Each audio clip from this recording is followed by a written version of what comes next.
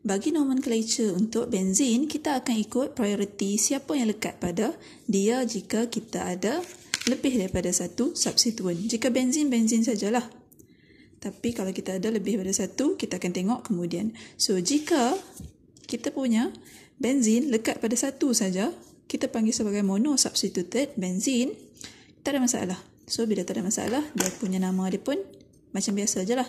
So, ini benzin lekat pada CH3. So, nama sepatutnya substituent dekat depan, dia adalah metil benzin. Perlu tak kamu nak letak number? Tak perlu, sebab di mana-mana metil duduk, itulah carbon number 1. Kan, dia ada satu je substituent, so kat mana dia duduk, itulah number 1.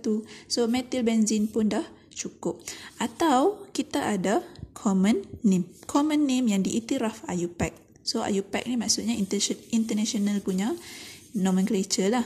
Tapi kita ada juga panggilan macam kita kata panggilan nomen, panggilan common, nama dia toluene, dan ini digunakan juga dalam IUPAC nomenclature. So, toluene, ada CH3 lekat pada benzin, toluene. Macam ni, kita ada nitro, NO2. Okay, lekat pada benzin, nama dia nitro benzin, tak ada nama special lah. So, itu saja nama dia. And then yang ni, kita ada etil. So, dia akan jadi etil benzin. Sama lah, tak ada nama lain. Kalau macam ni, so ini kita panggil sebagai hydroxy. C tak ada huruf L sebab dia jadi functional. Dia jadi kita punya, kalau functional group kita ada huruf L, tapi kalau dia nak jadi sebagai substituent, kita buang huruf L tu. So, hydroxy benzin, atau nama lain bagi dia adalah phenol. Ini adalah common name. So, ada lagi beberapa common name. Kamu boleh rujuk nota kuliah. So, dekat sini, kalau CH3 lekat pada benzin ring, nama dia toluene. Kalau OH, dia lekat phenol. Kalau NH2, nama dia adalah aniline. Sedap nama ni. Kalau COOH lekat, nama dia benzoic acid. Kalau CHO ni maksudnya macam ni rupa dia. So, ni benzin. C double bond H. So, C double bond OH. Ini CHO. Okay, kalau COH, itu adalah alkohol. Okay, so C double bond OH, inilah adalah aldehyde. So, nama dia benzaldehyde. Kalau lekat macam ni, ini rupa dia macam ni pula. Okay, C double bond O, CH3, macam tu. So, itu nama dia acetophenone. Ini tak adalah famous sangat, tapi kalau keluar, kamu tahulah, inilah rupa bentuk acetophenone. Okay, so itu kita guna nama common yang selalu kita pakai. So, 4 ini kamu perlu memorize lah. Okay, ini pun sama. Okay, so kita balik kepada structure kita. Jika itu adalah satu saja substituent, jika kita ada 2 substituent, macam mana cara kamu nak namakan? Dekat sini kita akan tengok priority. Okay, priority jika kita punya substituent kita berbeza. Tapi sekarang ni kita tengok dulu, jika kita punya substituent sama. So, sama, contoh BR, dua-dua pun BR. So, mana satu kita nak letak nombor 1, mana satu kita nak letak nombor 2. So, kita letak je lah mana-mana pun. 1, 2, macam tu. So, kita bagi substituent nombor terendah. So, nama dia akan jadi 1, 2, dibromo benzin. Okey, kalau yang ni 1, 2, 3. So, nama dia akan jadi 1,3 dash dibromo benzin. Dah terlepas dah. Okey, kalau yang ni, nama dia akan jadi 1,4 dibromo benzin. Okey, di sini kita hanya guna untuk di-substituted. So, bila kita letak 1, 2, 1, 3 ataupun 1, 4, kita ada short form bagi dia. So, jika kita jumpa dengan 1, 2. So, jika kamu punya substituent lekat pada 1, carbon 1 dan juga carbon 2, kita panggil dia adalah kedudukan orto. ataupun short dia adalah O, huruf O saja. So nama ini kita boleh tukar kepada ni, atau kita boleh tukar kepada O dash dibromo benzin. So jika kamu nampak saja huruf O dekat depan ini, maksudnya kedudukan dibromo tu berada dekat karbon nombor 1, karbon nombor 2. Okey. So untuk 2 substituen saja tahu. Kalau 3 ataupun 1 kita tak boleh dah guna orto. So dia mesti 2 saja.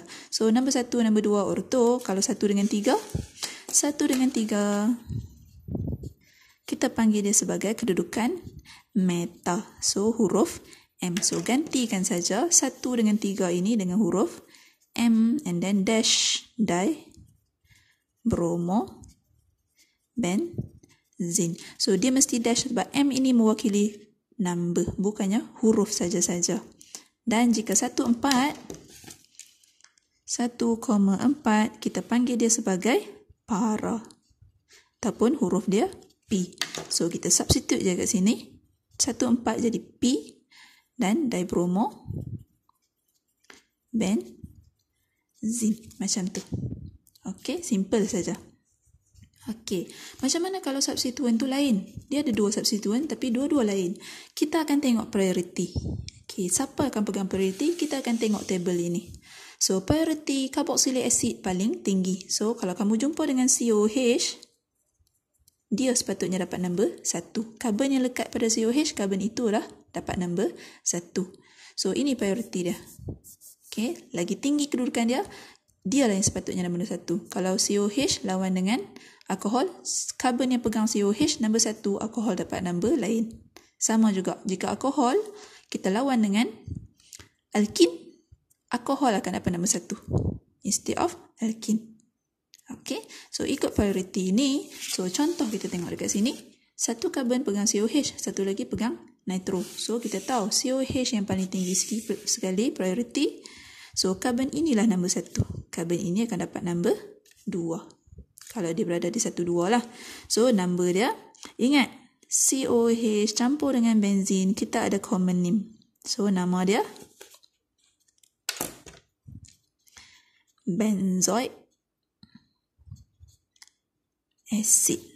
Okay, so at carbon number 2, kita ada nitro. So 2 dash nitro benzoic acid. Ini nama yang sebelum kita pakai ortoparameter. So bila kita tengok saja kedudukan dia, nombor 1 dengan nombor 2, terus kamu ganti saja nombor ni. Walaupun nombor ni ada 1 saja, 2 saja dekat sini. Okay, tapi kita tahu dia adalah 1, 2. So kita boleh gantikan nombor ni kepada O. Orto nitro benzoic acid. So boleh, asalkan kedudukan kita tahu. Memang dia 1, 2. 2 substituen dan dia ambil 1, 2. Boleh? And then kalau kita masuk pula try, dia akan jadi balik kepada normal. Kita tak ada ortoparameter. Ortoparameter memang untuk 2 substituen sahaja. So jika 3, 4, 5, 6, kita akan balik kepada number, sistem number yang normal. So macam ni, biar kita ada 3 yang sama. So numbering lah yang paling rendah sekali. So kita akan dapat 1, 2, 4 dash try untuk bilangan 3 kali bromo benzin. So kita tak boleh pakai ortoparameter. Yang ni kita ada lain-lain punya substituen, kita akan ambil priority. So priority dekat sini 1. So yang ni akan jadi 2, 3, 4, 5, 6. Kalau kamu pusing sini pun dapat nombor balik yang sama. So OH dengan OH akan jadi substituen. Ini akan jadi parent. So parent name kita akan jadi benzoic acid. Okay, so substituen kita dekat carbon number 3 dengan 5. So 3,5 dan kita ada hydroxy, ada 2. So kita gantikan dengan dihydroxy benzoic acid. Okay, so itu cara nak naming benzin sebagai parent dan kita ada substituen. So substituen kita mono, di dengan tri ataupun tetra substituted.